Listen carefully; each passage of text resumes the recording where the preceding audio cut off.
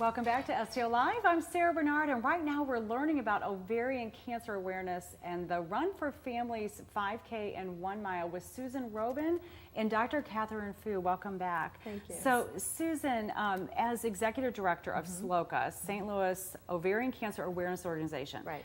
How long, well, you're a cancer survivor, ovarian Correct. cancer survivor. We talked about that in the last segment. And so obviously this is near and dear to your heart. And what a great opportunity to be executive director of an organization that you really can understand and share with others. Yes. So tell us a little bit about SLOCA and what you all offer to the community. Absolutely. Well, SLOCA was started in 2002 by a group of women who were actually undergoing chemotherapy treatment. They met while going through that, and their oncology nurses all decided and understood that there was such a lack of knowledge in the St. Louis community or awareness of any kind about the disease. And so they created the organization and its mission, which is to raise awareness of the signs and symptoms of ovarian cancer, fund research, and support survivors. So those are the three aspects of what we do.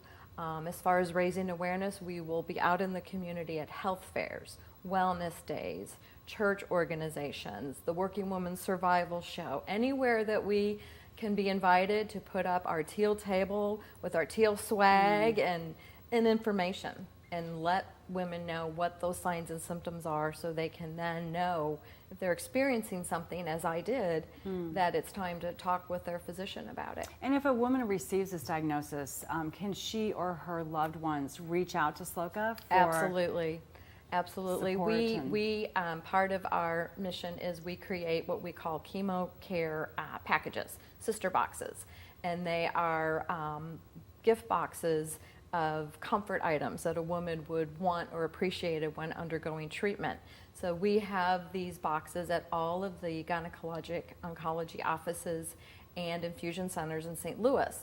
So when a woman is newly diagnosed and there for her first chemotherapy treatment, their nurse will present them with one of these gift boxes, which SLOCA has provided, which then it's an introduction to them of our organization, and they know they're not alone. They get a Fight Like a Girl teal t-shirt, chemo caps, other ball caps, fuzzy socks, teal nail polish, a journal, just things that really warm their heart on a very, very, very difficult day. Yeah, and just to know that others are out there that have been through it and or are rooting for you, I think is so important when you're in such a time of stress. Right. So Dr. Fuh, let's talk about some of those early signs and symptoms. What should women be looking for?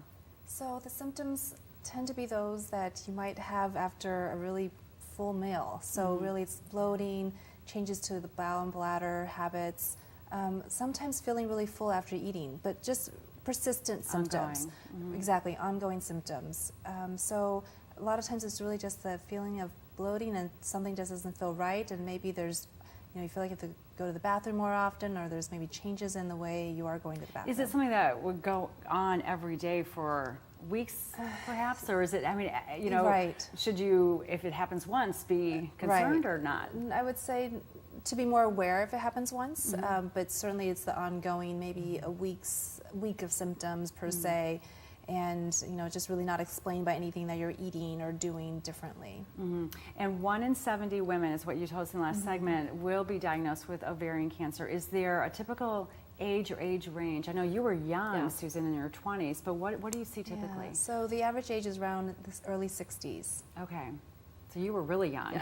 So but we've seen it all through absolutely the range. Yeah, and those that have perhaps a family history, usually then we actually talk about in the 30s and 40s is actually when it will happen. And did you have a family history, Susan? Did not. Not that I'm aware of to this day. Okay, wow. So you really were an anomaly. Yeah. So let's talk about the upcoming event that we can all participate in. Tell us a little bit about that, Susan. Please, anyone in the community is welcome to join us and celebrate the teal and the inspiring women survivors who will be there participating in the event, their friends and family, caregivers. It's just going to be a way for the St. Louis community to rally around this cause. It's the largest event that rallies around this cause. It is a fundraiser, so it will support research and our own ongoing programs, but it is truly just a day to celebrate and be together and participate in an event that will have music, refreshments, a bubble bus. It's just going to be a great morning. So 5K run or 1 mile walk. Right. At Soldiers Memorial on October 8th, Sunday, October 8th. Right, in the morning early, Yes. so it's great. All right, to learn more about St. Louis Ovarian Cancer Awareness, SLOCA, or the Run for Families, visit SLOCA.org. And there's more STL Live after this, so please stay with us.